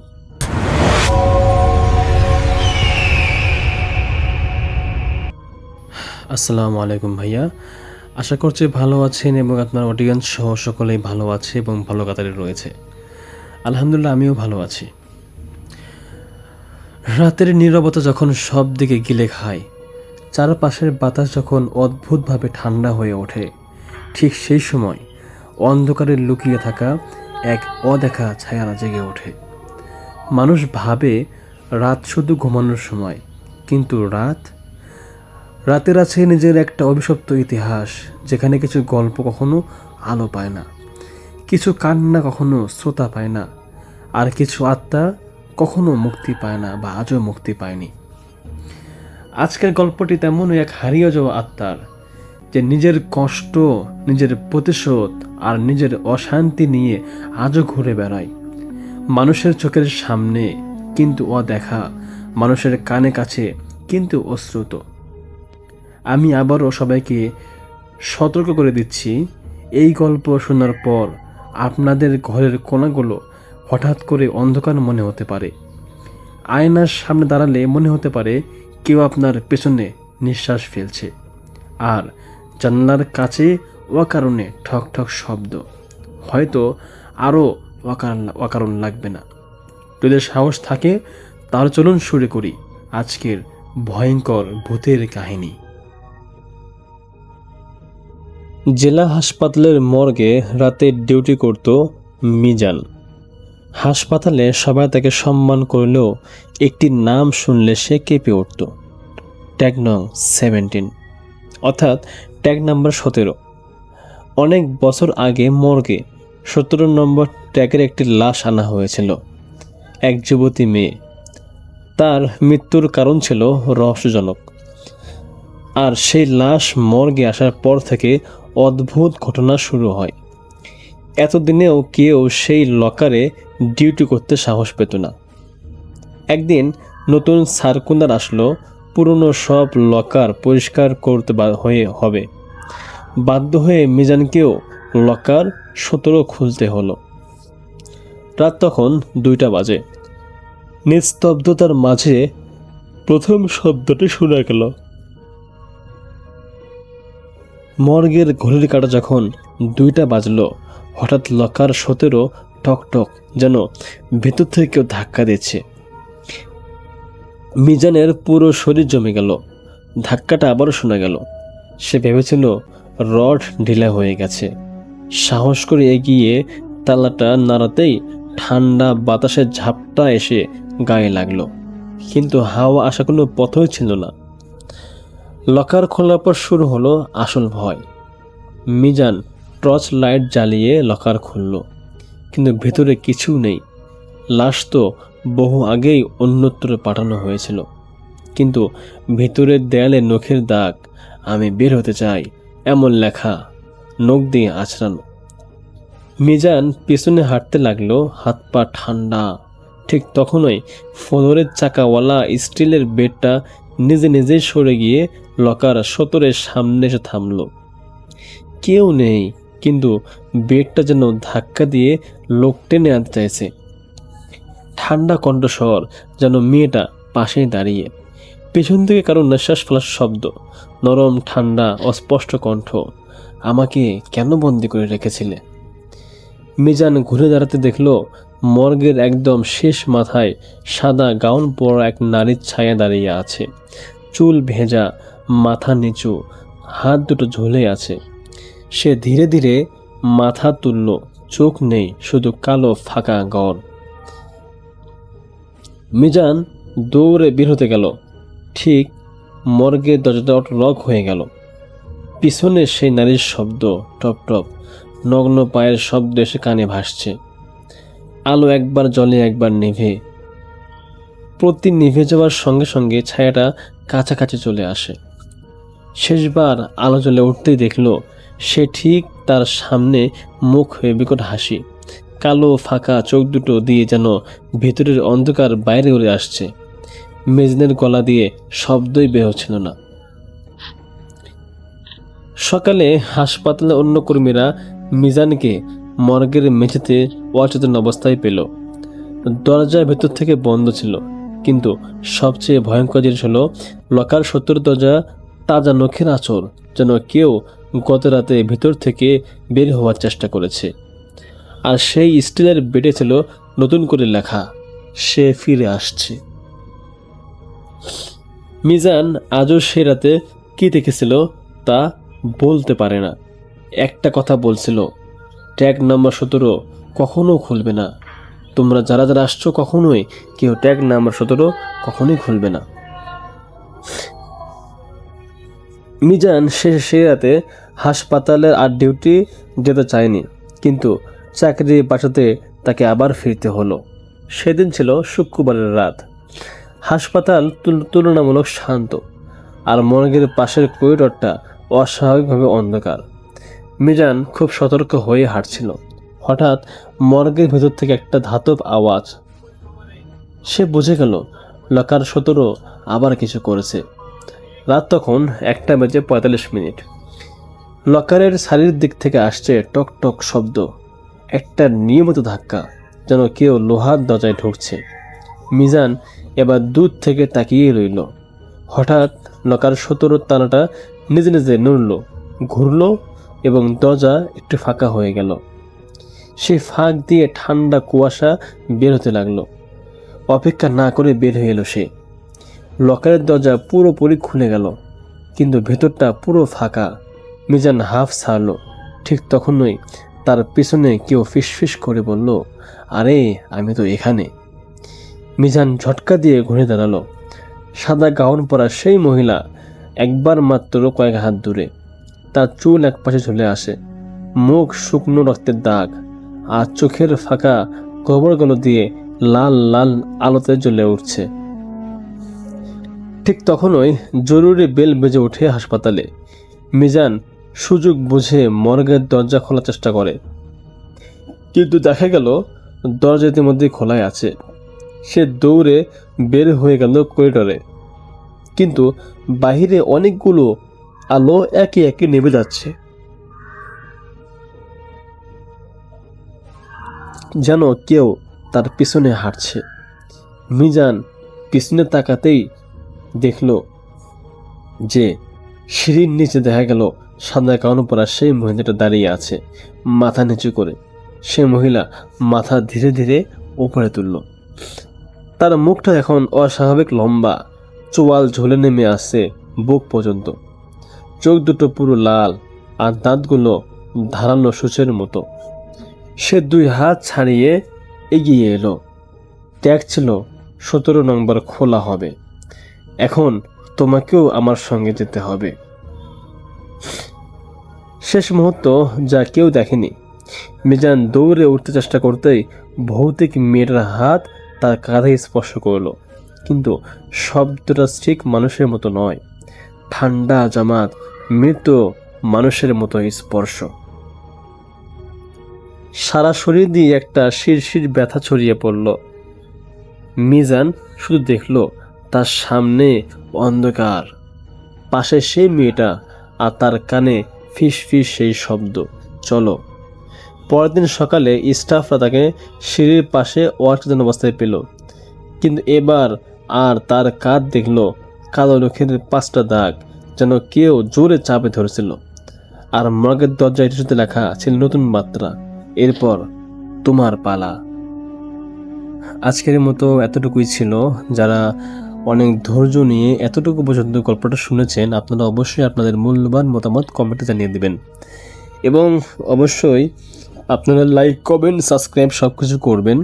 আপনাদের লাইক কমেন্ট সাবস্ক্রাইব এগুলো দেখলে আমাদেরকে হাজারবার গল্প বলার অনুপ্রেরণা যোগায়। আমি চাই আপনারা অবশ্যই এই ভিডিওর কমেন্টে আপনাদের মূল্যবান মন্তব্য জানিয়ে দেবেন। ধন্যবাদ সবাইকে, ধন্যবাদ অডিয়েন্সদেরকে। দেখা হচ্ছে আগামী কোনো একটা এপিসোডে। ততক্ষণ পর্যন্ত সবাই ভালো থাকবেন, সুখে থাকবেন ইনশাল্লাহ। আসসালামু আলাইকুম রহমতুল্লাহ। তো শুরুতে আজকে যে ঘটনাটা শেয়ার করব সেটা আমাকে পাঠিয়েছেন আফরিন আপু। ঘটনাটা কোথায় ঘটেছে সেই স্থানের নাম তিনি বলতে মানা করেছেন। তো মূলত ওনার খালার সাথে ঘটনাটা ঘটে সে 1980 সালে ওনার নানা বাড়িতে। তো এখনই সেই খালার সাথে জিনের আসক্ত এটা বিদ্যমান আছে। তো আমি সরাসরি ঘটনায় চলে যাচ্ছি। তো 80 সালের দিকে ওনার নানা বাড়ি যেখানে ছিল তার ঠিক পাশেই ছিল একটা ডুমুর গাছ। তো এই ডুমুর গাছে যে জিনের বসবাস ছিল সেটা ওনার নানা বা নানা বাড়ি কেউ জানতো না। তো কোনো একটা কারণে সেই ডুমুর গাছটা ওনাদের কেটে ফেলতে হয় এবং এটার যে প্রভাব সেই প্রভাবটা পড়েছিল ওনার নানার 5 নম্বর সন্তান মানে আফরিন আপুর ছোটো খালার উপর। তো ওনার খালা দেখতে বেশ সুন্দর ছিল এবং ওনার বেশ লম্বা লম্বা চুলও ছিল এবং খুব ফর্সা ছিলেন তিনি। তো তখন ওনার বয়স তো খুব কমই ছিল। তো কোনো একদিন মানে সেই ডুমুর গাছ কাটার পর 2-1 দিন পর সম্ভবত হবে। তো ওনার মানে আফরিন আপুর যে মা, ওনারা 5 ভাই বোন, ওনার গৃহস্থের কাজ করতো এবং কোনো একটা দিন ওনার কাজ শেষ করে এরকম সন্ধ্যার আগে দিয়ে যখন বাড়ি ফিরবে, বাড়ি ফেরার পর আফরিন আপুর নানি উনি ওনার 5 সন্তানের জন্য একটা বাটিতে আলাদা আলাদা বাটিতে চাল ভেজে রেখেছিল খাওয়ার জন্য। তো সবাই এরকম খাচ্ছিল সন্ধ্যার আগে দিয়ে, ওরা যেহেতু কাজ শেষ করে এসেছে। কিন্তু ওনার যে ছোটো খালা মানে আফরিন আপুর যে ছোটো খালা তিনি খাচ্ছিলেন না। অনেকক্ষণ ধরে যখন তিনি খাচ্ছিলেন না তখন ওনার মা বলছে যে কি তুই খাচ্ছিস না কেন? তো উনি নাকি ওই ছোটো খালা নাকি ওনার মায়ের দিকে খুব রাগান্বিতভাবে তাকিয়েছিল এবং কিছু বলতেছিল না। হঠাৎ করে উনি যে বাটিটা ছিল বাটিটা মুখের মধ্যে মানে কামড় দিয়ে নিয়ে উনি কুকুর যেরকম হাঁটে সেরকম হেঁটে নাকি বিলের দিকে চলে যাচ্ছিল। সবাই প্রথমে এটা খেয়াল করে নেয়, যখন দেখছে যে আস্তে আস্তে সে অনেক দূর এরকম চলে যাচ্ছে তখন ওনার পিছু নেয়, ওনার অন্যান্য ভাই বোনরা এবং ওনার মা ওনারা পিছু নেয় এবং দৌড়াতে থাকে। কিন্তু দৌড়ায় সেই খালার সাথে পারছিল না। একটা পর্যায়ে যখন এরকম সমস্যা মানে এরকম যখন ওরা দেখছে এবং এটাও খেয়াল করতেছে যে বাটির থেকে কোনো চাল পড়তেছে না, বাটিটা সেই খালা উনি দাঁত দিয়ে কামড় দিয়ে ধরে রাখছে। অনেক দূর যখন চলে যায় মানে এক গ্রাম থেকে যখন আরেক গ্রাম মানে বিল পার হয়ে একটা সাইড আরেক গ্রামে চলে যাবে তখন কিছু কৃষাণ আসতেছিল অপোজিট সাইড থেকে। তখন উনি কৃষাণরা এই আফরিন আপুর ছোটো খালাকে কোনো রকম ধরার পরে ওনার মানে বাবা মানে ওনার ভাই বোনের কাছে তুলে দেয় এবং তারপর ওনারা খুব জোর করে সেই খালাকে বাসায় নিয়ে আসে। বাসায় আনার পর ওনারা একটা জিনিস খেয়াল করে যে সেই বাটি থেকে কোনো চাল পড়তেছিল না, যা যেরকম আগে ভরপুর ছিল সেরকম ভরপুর অবস্থায় বাটিতে খাবারটা ছিল। যা হোক, তখন সেই খালাকে গোসল করানো হয় এবং ওনার যখন এরকম গোসল করানোর পর ওনার মানে বাবা মানে আফরিন আপুর নানা উনি বুঝে যায় যে কোনো একটা কিছু হয়তো বা ওকে খারাপ কিছু হয়তো বা আসর করছে। যাই হোক, এটা করার পরে আফরিন আপুর খালার মধ্যে বেশ কিছু আজব আজব ঘটনা ঘটতে থাকে। ঠিক তার কয়েকদিন পরেই দেখা গেল যে আফরিন আপুর খালাকে কোথাও খুঁজে পাওয়া যাচ্ছিল না। পুরা গ্রামে ওনাকে খোঁজাখুঁজি করা হয়, পুলিশকেও জানানো হয় এবং এলাকায় পুরো মাইকিং করা হয়, কিন্তু কোথাও ওনাকে খুঁজে পাওয়া যাচ্ছিল না। হঠাৎ ওনাদের এক নিকটাত্মীয় দেখে যে সেই আফরিন আপুর নানা বাড়ির পাশে আর একটা তাল গাছ ছিল, তাল গাছের উপরে কেউ একজন বসে আছে। সেটা ঠিক মাগরিবের পর দেখতে পায়। যখন এরকম দেখতেছে বসে আছে চুলগুলা ছাড়া অবস্থায়, তখন সবার সন্দেহ হয় এবং নিচের থেকে যখন টর্চ দিয়ে আলো মারা হচ্ছিল তখন দেখতেছে যে হ্যাঁ, এটা সেই খালা, উনি বসে আছে। তো তারপরে আশেপাশে যারা লোকজন ছিল তারা ঠিক তাল গাছটার আশেপাশে খুব খড়খোটা দিয়ে মানে ভরপুর করে ফেলে, যাতে ওনাকে নামাতে গেলে দেখা যায় যদি পড়েও যায় যাতে ব্যথা না পায়, যে জন্য আর কি। তো তারপর সেই আফরিন আপুর খালাকে কোনো রকম মানে বাঁশ দিয়ে মনে হয় নিচের থেকে নাড়া দেওয়া হয় গাছটার মধ্যে। তারপর উনি আস্তে করে পড়ে যায় এবং সেই খড়কুটার মধ্যে পড়ে। মানুষ ওনাকে ধরাধরি করে বাসায় নিয়ে আসে এবং উনি কীরকম মানে পড়ে যাওয়ার পর থেকে ওনার সেন্স ছিল না। তো ঠিক তারপরে যখন ওনার সেন্স আসে তখন ওনাকে জিজ্ঞেস করা হয় যে তুমি কোথায় গেছিলে, কী হয়েছিল, কিন্তু উনি কিছুই বলতে পারে না। তারপর ঠিক করে যে গ্রামবাসী যারা ছিল বা আত্মীয় স্বজন যারা ছিল সবার পরামর্শে সেই আফরিন আপুর নানা উনি ঠিক করে যে একটা হুজুর দেখাবে এবং হুজুরকে মানে বিভিন্ন হুজুর দেখায় ওনারা, কিন্তু আসলে একটা ভালো হুজুরের কাছে যখন ওনারা যায় তখন সেই হুজুরটা বলে যে দেখেন সমস্যাটা আপনি নিজেরাই জানেন। তখন উনি বলে যে সেই ডুমুর গাছটা কাটার পর থেকেই কোনো একটা জিনের প্রভাব আছে ওনার উপরে। তো এটা তো আসলে সমস্যার সমাধান আসলে করা যাবে কি যাবে না জানি না, তবে যেটা সম্ভব হয় মানে যেটা পারেন আপনারা আপনাদের মেয়েকে তাড়াতাড়ি বিয়ে দিয়ে দেন। তখন সেই খালাকে সেই আফরিন আপু নানি বাড়ি থেকে কয়েকটা গ্রাম দূরে কোনো একটা বাড়িতে এরকম বিয়ে দিয়ে দেওয়া হয়। এবং দূরত্বটা ছিল এরকম যে আফরিন আপুর নানা বাড়ি থেকে সেই খালা শ্বশুর বাড়ির দূরত্ব ছিল মানে হেঁটে গেলে 45 মিনিট লাগবে সময় এরকম।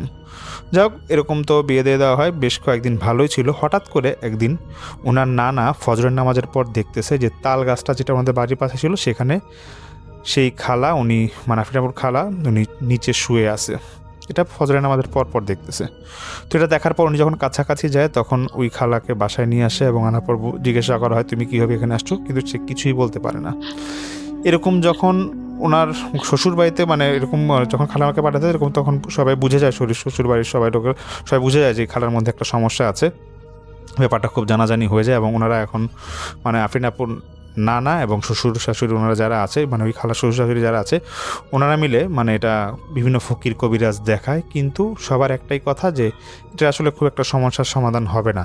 এটা মানে যারা দেখিয়েছিল তারা হয়তো বলেছে যে তাদের দ্বারা হবে না এবং বড় কোনো হুজুর যদি পারে সেটা সমাধান হয়তো বা করলেও করতে পারে, কিন্তু ওনারা নাকি এরকম অনেক বড় হুজুরের কাছে যায় সেই মানে সেই 80 সালের দিকে, তখন নাকি এটা সমাধান ওরা করতে পারে না। তো আস্তে আস্তে তো এরকম হয়ে যাচ্ছিল, কিন্তু মানে মাঝে মাঝে সমস্যাগুলো হতো।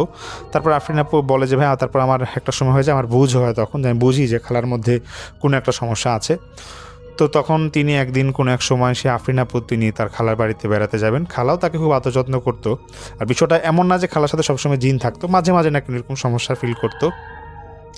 এরকম একদিন খালার বাড়িতে যখন যায় সেই খালা ওনার জন্য পিঠা বানিয়ে মানে রান্নাঘরে পিঠা বানাবে এমন একটা মুহূর্তে আফরিন আপু নাকি সেই মুহূর্তে রান্নাঘরে ছিল। উনি স্পষ্ট শুনে যে রান্নাঘরে পিছন দিয়ে মানে রান্নাঘরের পিছনে একটা জানালা সবসময় আটকানো থাকতো, কারণ এটা পিছনে একটা পচা পুকুর ছিল। সেই জানলা দিয়ে নাকি আওয়াজ আসতো, মানে একটা পুরুষ কণ্ঠ একটা আওয়াজ, মানে অনেক সময় চিকন গলায় কথা বলে না সেরকম আওয়াজ আসতেছে যে ওনাকে খাওয়া চেত আর কি, যে এরকম আমাকে পিঠা দিয়ে তোরা পিঠা বানাইছি এরকম নাকি বলতো। এটা নাকি আফরিন আপু নিজের কানে উনি শুনেছিল। তো তারপর থেকে তো আফরিন আপু নাকি ওনার খালা বাসা যেতে খুব ভয় পেত এবং তবুও উনি মাঝে মাঝে এরকম আসা যাওয়া করতো। তো এরকম এটাও হয়েছিল যে আফরিন আপুর খালাকে মাঝে মাঝে ওনার যেখানে উনি সেই খালা যেখানে বাসা থাকতেন সেই বাসার আশেপাশে সেখানে আরেকটা ভালো পুকুরও ছিল, সেই পুকুরের পাশে একটা টিউবওয়েলে যখন উনি পানি আনতে যেতেন মাঝে মাঝে সেখানে নাকি কাদা মাখা অবস্থায় ওনাকে পড়ে থাকতে মানে পাওয়া যেত আর কি। যখনই তিনি সন্ধ্যার পর বা আগে পরে যখন তিনি পানি আনতে যেতেন টিউবওয়েল থেকে, তো ওনাকে আশেপাশে এরকম মানে কাদা মাখা অবস্থায় পড়ে থাকতে দেখা যেত আর কি। তো এরকম যখন হচ্ছে ওনার খালু তারপরেও নাকি মানে উনি হুজুর দেখান, কিন্তু হুজুরে আসলে কোনো সমস্যার সমাধান হয় না। তো একদিন একটা ঘটনা ঘটে, সন্ধ্যা ঠিক 7টা বাজবে, তখন ওনার খালামণি টিউবওয়েলের পাশে যে এই জায়গাটা ছিল উনি পুকুর নতুন যে পুকুরটা ওনাদের আছে সেই পুকুরের পাশে টিউবওয়েলে ওখানে যিনি যান এবং পানি আনতে যাবেন, হঠাৎ ওনার হাজব্যান্ড মানে খালু উনি আফরিন আপুর খালু খেয়াল করতেছে দূরের থেকে যে ওনার স্ত্রী মানে সে খালা উনি হঠাৎ করে যেন তলায় যাচ্ছে, মনে হচ্ছে যে উনি ওনাকে একটু টানতেছে মানে পুকুর থেকে। এটা দেখার পর যখন সেই খালাকে ধরতে যাবে তাড়াহুড়া করে যায়, টানতে যাবে সেই খালু, তাকে টান টেনে তুলবে, দেখতেছে প্রচণ্ড ভারী, উনি একা পারতেছিল না। চিৎকার দেওয়ার পর তার পাশে হয়তো অনেক লোকজন আসে এবং সেই খালাকে তুলে ওনাকে ঘরের মধ্যে আনা হয়। আনার পর দেখতেছে যে ওনার মুখের ভিতরে প্রচণ্ড বালি এবং মুখ থেকে যদি প্রপার বালি বের হচ্ছে। তো এটা ঘটার পরে তখন তো মানে বুঝে যে হয়তো খারাপ কিছু আবার ওনাকে আসর করছে। যাই হোক, তো এটা করার পর ওনাকে ঝাড়ফুঁক দিয়ে নিজেরাই ঝাড়ফুঁক দিয়ে একটু ঠিক করার পর আবার কয়েকদিন ভালো ছিল। ঠিক তার কয়েকদিন পরে বাসায় কেউ নাই, তো ওনারা সবাই অনেক একটা কাজে বাইরে গিয়েছিল, শুধু ছিল আফরিন আপুর এক খালতো বোন, 6 বছরের খালতো বোন এবং সেই খালা। তো খালা উনি হঠাৎ করে সন্ধ্যায় মনে করে যে ওনার যে কবুতর পালে উনি কবুতরকে খাওয়া দাওয়া লাগবে, তো উনি ওনার উঠানে কবুতরের জন্য খাওয়া নিয়ে যাচ্ছিল। তো খালার দেবর উনি দূরের থেকে খেয়াল করতেছে যে কবুতরের খোপে খাবার দেওয়ার পরই ওনার ভাবি মানে সেই খালা উনি পুকুর পাড়ের দিকে আবার নিজে নিজে চলে যাচ্ছে এবং একটা পর্যায়ে গিয়ে দেখতেছে যে মানে ওই সে দেবর উনি যখন কাছাকাছি যাবে তখন সেই খালাকে দেখতেছে যে উনি উল্টা অবস্থায় টিউবওয়েলের পাশে এখানে একটা মানে পরিত্যক্ত একটু জায়গা ছিল সেখানে পড়ে আছে এবং তাড়াতাড়ি ওনাকে সেখান থেকে উদ্ধার করা হয় এবং খালাকে এবং উঠানে আনার পরে অনেকে জড়ো হয়ে আসে এবং জিজ্ঞেস করা হয় খালাকে যে আপনি কী সমস্যা, আপনি এখানে বারবার এখানে চলে যাচ্ছেন কেন? তখন সেই খালা বললে আমি কিছুই বলতে পারবো না, আমাকে মনে হলো যে আমাকে কেউ ডাকতেছে এবং আমাকে টান দিয়ে নিয়ে গেল। তো এরকম যখন হচ্ছিল তখন মানে খালু এবার ঠিক করে যে যেভাবেই হোক কোনো একটা সমাধান করতে হবে, নিজেরা এটা সমাধান করবে অথবা হুজুরের মাধ্যমে এটা সমাধানটা করবে। তো উনি একটা মানে হুজুরকে এরকম আবার আনে। তো সেই হুজুর বলতেছে, দেখেন ওনার সাথে জিন আছে, এটা ঠিক আছে, কোনো এটা তো সন্দেহের কিছু নাই যে ওনার জিন অবশ্যই আছে। তো এই জিনটার সাথে দেখেন যে আপনার নিজেরা কথা বলতে পারেন নাকি। তখন সেই হুজুর এটা বলার পর উনি কিছু নিয়ম কানুন দিয়ে যায়। দিয়ে যাওয়ার পরে তারপরে যেটা হয় যে সেই খালাকে মানে ওনাদের বাড়ির যে বারান্দা আছে সেই বারান্দায় বসায় রাখে খালু, মানে সেদিনই কোনো এক রাতের দিকে হবে এরকম বসায় রাখতেছে। তো হঠাৎ করে খালু দেখতেছে যে খালার ভয়েসটা জানি কেমন চেঞ্জ হয়ে যাচ্ছে, মানে গলার কণ্ঠ এটা চেঞ্জ হয়ে আসতেছে এবং একটা পুরুষ কণ্ঠ হয়ে যাচ্ছিল। তখন সবাই একটু ভয় পেয়ে যায়, কিন্তু খালু একটু সাহস দিয়ে মানে উনি জিজ্ঞেস করতেছিল যে আপনি কে, মানে খালাকে জিজ্ঞেস করতেছিল যে আপনি কে। তো খালু বুঝে গেছে যে এই খালার উপরে হয়তো কোনো একটা জিন ভর করছে, যেটা পুরুষ জিন ছিল। তখন খালার ভয়েসটা প্রচণ্ড রেগে গিয়ে বলতেছে যে আমি কে তুই জানিস না, এত বছর ধরে আমি এখানে আছি তাও তুই জানিস না আমি কে। তখন সেই জিনটা বলে যে সে কবে থেকে এখানে খালার উপর ভর করে আছে। তো একটা পর্যায়ে সেই জিনটাকে খালু বলতেছে, দেখেন আপনি কেন আমার স্ত্রীকে এরকম ডিস্টার্ব মানে সমস্যার মধ্যে ফেলতেছেন, সে তো এরকম অনেক আগে থেকেই আপনি ওর পিছিয়ে লেগে আছেন, ও তো অসুস্থ থাকে সবসময়, তো আপনি একটু এবার ওকে ছেড়ে দেন, আমাদেরকে একটু একা একা মানে একটা ভালো থাকতে দেন। তখন জিনটা বলে যে দেখা আমার উপর অনেক অত্যাচার করা হচ্ছে এবং আমার ঘাড়ে কেউ একজন বালু ফালায় এবং আমি যেখানে থাকি সেখানে গিয়ে প্রস্রাব করে। এই কাজটা যে তোরা করিস এর জন্য আমার খুব সমস্যা হয় এবং এটা কে করে আমি বলে দিতে পারবো। তখন খালু নিজে নিজে চিন্তা করে যে ওনার যে ছোটো মেয়েটা আছে মাঝে মাঝে গিয়ে সেই উঠানে একটা কোনায় গিয়ে এরকম প্রস্রাব করে। তখন খালু বলে যে সেই জিনকে যে আপনি থাকেন কোথায়। তখন সেই জিনটা বলে যে আমি টিউবওয়েলের ওখানে যে একটা বড়ি গাছ আছে তোদের বাড়ির সামনে, ওইখানে আমি থাকি। তো এটা বলার পর খালু বুঝে যায়, খালু বলতেছে আচ্ছা ঠিক আছে, যেটা হওয়ার হয়েছে, হয়তো আমার ছোটো মেয়ে কাজগুলো করছে, তো আপনি একটু আমার স্ত্রীর উপর থেকে এরকম চলে যান, আপনি এখানে থাকেন না। তখন সেই জিন বলতেছে যে আমি তো এখন আসি নাই, আমি তো সেই মানে ওই ডুমুর গাছের ঘটনাটা বলে যে আমি তখন থেকেই তো তোর স্ত্রীর উপর ভর করে আসি, আমি তারপরে বাসে এখানে এসে এখানে আশ্রয় নিছি, আমি এখান থেকে যেতে পারবো না। তো অনেক রিকোয়েস্ট যখন খালু করে তখন সেই জিন বলতেছে যে ঠিক আছে আমি ওর উপর আসর করবো না, কিন্তু বিপদে আপদে তোরা আমাকে ডাকতে পারিস, আমি আসলে কোনো খারাপ জিন না, আমি একটু মাঝে মাঝে ভয় দেখাই, কিন্তু একটা কাজ তোদের করতে হবে যে তোর যে বাসার সামনে বড়ি গাছটা আছে বড়ি গাছের আশেপাশে সীমানা দিয়ে দিবি, যাতে এই বড়ি গাছের উপরে কেউ গিয়ে কোনো খারাপ কাজ না করে, মানে পেশাব পায়খানা বেরোম যাতে কেউ না করে এবং কোনো বালু যাতে ওখানে কেউ না ছিটায়, কারণ তোরা কিন্তু এখানে প্রায় সময় বালু ছিটাস। তো সেই জিনের কথা অনুযায়ী বড়ি গাছের চারপাশে এরকম বেড়া দিয়ে দেওয়ার ব্যবস্থা করা হয় এবং দেখা যেত যে মাঝে মাঝে খালা উনি নিজেই অজু করে টিউবওয়েলের ওইখান থেকে অজু করে এসে উনি যখন ঘরে বসতো, বিপদ আপদ যদি কখনো ঘটতো তখন তিনি এই জিনকে হাজির করতেন এবং মাঝে মাঝে নাকি কোনো এই সমস্যার সমাধানগুলো হতো। তো এভাবেই নাকি চলতেছিল। তো একটা ঘটনা ঘটে যেটা গত বছরের ঘটনা, সেই ঘটনাটা আফরিন আপু উনি বলে যে ওনার খালতো ভাইয়ের তখন বিয়ে হবে। তো সেই উদ্দেশ্যে ওনারা 7-8 দিনের জন্য সেই খালা বাড়িতে যাবে। তো সব আত্মীয় স্বজন মানে বিয়ে 2-1 দিন থেকে চলে গেছে, কিন্তু আফরিন আপু উনি এরকম 7-8 দিন থাকবে। তো তখন কিন্তু খালাকে এরকম জিন ওইরকম খুব একটা আসর করতো না, মাঝে মাঝে খালা যদি জিনটাকে ডাকতো তখন নাকি সেই জিন আসতো। তো যাই হোক, তো বিয়ে হয়েছে ওনার খালতো ভাইয়ের, তো আফরিন আপুর খালতো ভাইয়ের বিয়ে হয়েছে। তো বিয়ে হওয়ার 3-4 দিনের মাথায় খালতো ভাই কোনো একটা কাজে উনি বাড়ির বাইরে যাবে, তো সেই ভাবিকে রেখে যায়। তো সেই ভাবির সাথে আফরিন আপু রাত্রেবেলা একসাথে ঘুমাতে হবে। তো কোনো এক রাতের ঘটনা, বিয়ের কয়েকদিন পরে, তো আফরিন আপু ওনার ভাবির সাথে শুবে। তো আফরিন আপু বলতেছিল যে ভাই আমি যখন ঘুমাতে যাবো আমার মনে হচ্ছিল যে আমি প্রচণ্ড গভীর ঘুমে আমি মানে চোখটা মানে ফালাইতে মানে প্রচণ্ড গভীর ঘুমে চলে গেলাম। তো ঘুম থেকে ওঠার পর আফরিন আপু দেখতেছে যে ওনার ভাবি সকাল থেকেই খুব মানে ছটফট করতেছে এবং বলতেছে যে আমি বাসায় থাকবো না, আমি আমার বাসায় যাব, আমার বাসায় নিয়ে যাওয়ার ব্যবস্থা করেন। তখন ওনার খালা বলতেছিল যে দেখো তোমার জামাই এখনও তো আসে নাই, সে তো এখনও বাইরে আছে, সে 2-1 দিনের মধ্যে আসবে, তারপর তুমি বাপের বাড়ি যাও। এটা নিয়ে নাকি ওনাদের মধ্যে খুব বার্গেনিং চলতেছিল। তখন একটা পর্যায়ে মানে সেই ভাবি উনি থাকবেই না বাসায়, কিন্তু কেন থাকবে না কেউ কিছু বলতে পারে না, উনি প্রায় কান্নাকাটি করে এমন একটা অবস্থা। তো তারপরে সেই ভাবি উনি তখন ওনার বাবার বাড়িতে ভাইদের খবর দেয় এবং ওনার ভাইরা এসে ওনাকে নিয়ে যায়। তো সেই রাতেই সেই খালা এবং আফরিন আপু ওনার খালু এবং আরেক খালতো বোন ছিল, আরেক ভাবি ছিল, ওনারা বসে একসাথে খাওয়া দাওয়া করবে। তো কোনো একটা কারণে খালা রান্নাঘর থেকে পাশের ঘরে যাবে, উনি হঠাৎ করে ফিল করতেছে যে ওনার সেন্স মানে উনি হারায় ফেলবে, এবং ঠিক উনি সেন্স হারায় ফেলে এবং ওনার খালু গিয়ে তাড়াতাড়ি ওনাকে ধরে। তো খালু একটু অবাক হয়ে যায় যে অনেকদিন পর খালা এরকম অশুভ হঠাৎ অসুস্থ হয়ে গেলেন, বুঝলো না কী হয়েছে, কারণ উনি মাঝে মাঝে যখন ওনাকে জিন আসর করতো তখন এই সমস্যাগুলো না হইতো। যাই হোক, কিছুক্ষণের মধ্যেই নাকি খালার সেন্স আসে এবং সেই খালার চোখ খুলেই বলতেছে যে আমি টিউবওয়েলের কাছে যাবো, আমি অজু করে আসতেছি, তোমরা রুমটা একটু খালি করে এখানে যায় নামাজ বিছায় দাও, একটা সমস্যা হয়েছে বাসায়, জিন আনতে হবে। তো কেউ কিছু আসলে বুঝে ওঠে নাই। তো কিছুক্ষণের মধ্যেই এরকম খালা ওনার রুমে হজু করে আসেন, জায়নামাজ বিছায় বসে। তো আফরিন আপু সেদিন প্রথম প্রত্যক্ষ করে যে কীভাবে আসলে জিন আসে। তো তিনি দেখতেছে খালা জায়নামাজে বসে গেল, খালু একটা সাইডে বসা, ওনার আর বাসার 2-3 জন ছিল ওনারা একসাথে বসা।